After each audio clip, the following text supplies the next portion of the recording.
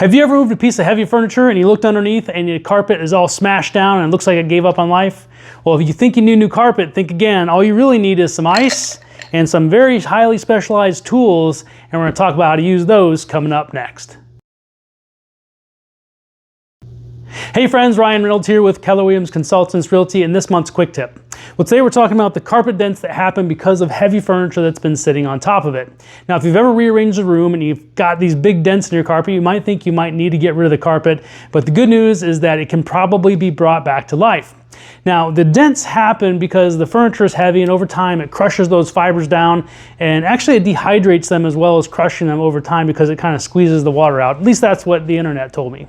And so what the trick is you take your ice cubes that you get from the fridge, or the freezer I should say, and you basically just put them on there and let them wait.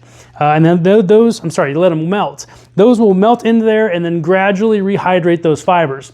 Now, once the fibers are somewhat rehydrated, you can use your specialized tool to kind of pick at the fibers and get them to fluff back up. And according to what I've understood, this should actually fix the carpet spot. So we're going to go ahead and jump into taking a look and see if it works now. If you've never had the opportunity to watch ice cubes melt in real time, well, you're lucky because it takes forever.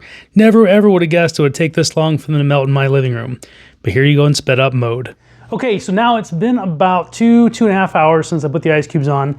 And it's got actually pretty saturated. It's not like water sticking on top or here or anything, but it did get it pretty wet. And you probably saw how I lined up the cubes and just had to wait. So now I've got my spoon here.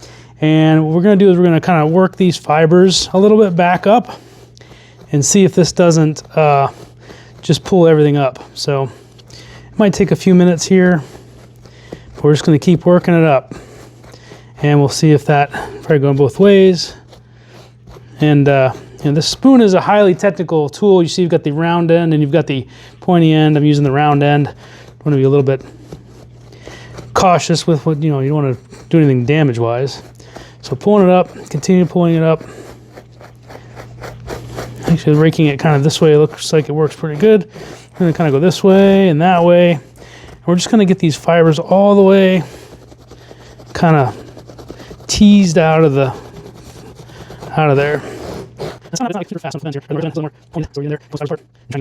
Now it might take a few hours for this to dry, and as that's happening, it may actually be when all the magic happens with the rehydration of the fibers. Because the theory is that these fibers have been crushed and that they got dehydrated, and that's why they aren't popping back up like the other ones.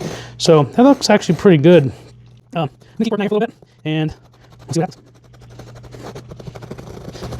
All right, so I'm still working at this other line here, trying to get these pulled up.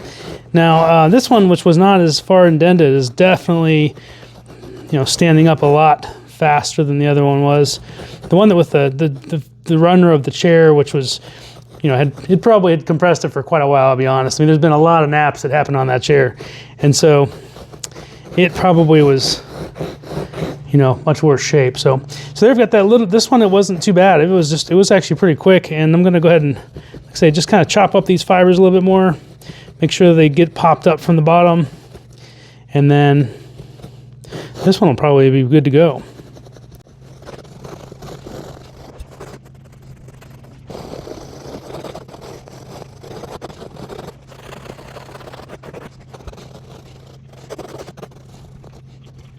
Okay, so I was working on it for quite a while here, and right now it looks pretty good. It actually looks a lot better. Now, this was a really extreme case because this lazy boy has been sitting here for quite a while, and this lazy boy had sat on that lazy boy for quite a while too.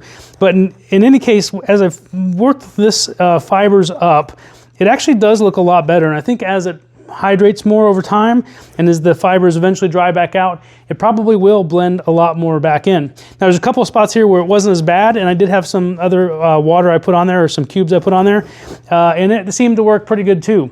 The one thing I wonder about is, do I need to use ice cubes really, or could I just use a little bit of water and then just wait a little bit of time?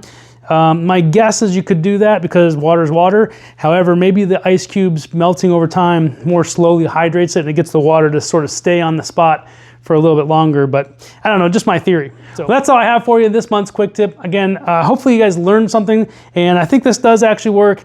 And just remember, when it comes to carpet dents, you don't need to really worry about it. All you need to do is just chill. Again, my name is Ryan Reynolds with Keller Williams Consultants Realty. As always, we're guiding you to the home that fits your life.